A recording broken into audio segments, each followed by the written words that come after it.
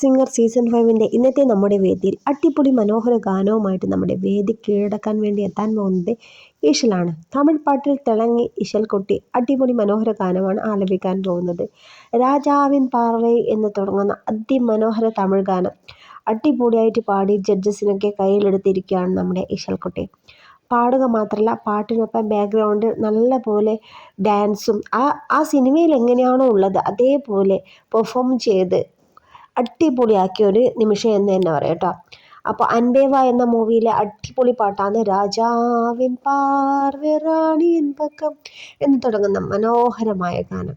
ആ ഒരു ഗാനം വേദിയിൽ ഈ ഒരു കുഞ്ഞു പ്രായത്തിൽ അടിപൊളിയായി പാടി എന്നാണ് എല്ലാ ജഡ്ജസും അഭിപ്രായപ്പെട്ടത്. അപ്പോൾ ഇങ്ങനെയൊരു സോങ് നിങ്ങളും കൃത്യം 7 മണിക്ക് മിസ് ചെയ്യാതെ കാണുക.